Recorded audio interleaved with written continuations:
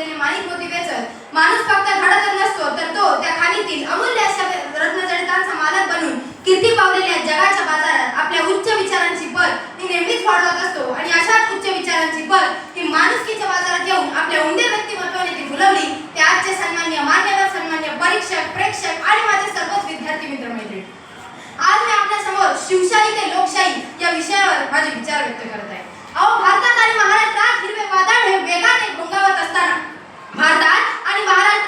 वादळ हे वेगाने घोंगावत असताना मंदिराच्या कळसाची घुमट होत असताना आणि अन्नपूर्णा हे जनावर खाण्यात लाचारीसारखं जीवन जगत असताना अहो, बाहेर पडलं तर लुटून जाईल म्हणून कन्या तर सोडाच, परंतु गवताच्या पाताळाला आणि धान्याच्या दाण्याला उगवण्याची भीती वाटत असताना या ह्याच्यात आपणच आपल्या लेकरांची किती वेळ कलेवरे व्हायची म्हणून नदी दुःखी असताना ते गोब्राह्मण प्रतिपालक क्षत्रिय कुलावतंस सिंहासनाधीश्वर राजा धीराज श्री छत्रपती शिवाजी महाराज यांनी आपलं हिंदवी स्वराज्य स्थापन केलं. श्रींची इच्छा मातोश्रींची आज्ञा, अहो संतांची आशा माता भगिनींचे नवस आणि सामान्य जनतेने केवळ स्वप्नात पाहिलेले असेल असं स्वराज्य परकीय शत्रूंनी हेवा करावा असे स्वराज्य हे छत्रपती शिवाजी महाराजांनी याच महाराष्ट्राच्या भूमीवर रोवले.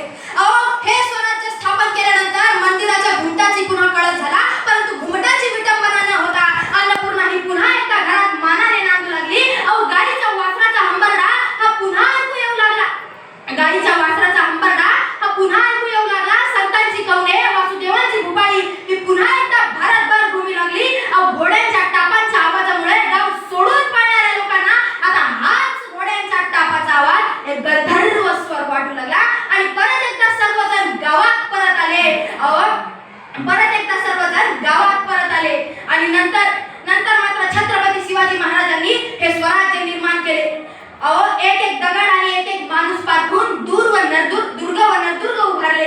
परंतु असं म्हणतात ना, दोन्ही अभेद्य आणि स्वामिनिष्ठ, परंतु असं म्हणतात माणूस जातो आणि माणूस जाताना त्याची पुण्याही सोबत घेऊन जातो. आणि त्याचप्रमाणे छत्रपती शिवाजी महाराज गेले, राजा तुम्ही गेलात आणि या फंद फितुरीचं पीक हे पुन्हा एकदा वेगानं वाढू लागलं आणि हे फंद फितुरीचं पीक एकदा का वेगाने वाढायला लागलं. आणि यानंतर मात्र गुलामगिरीमध्ये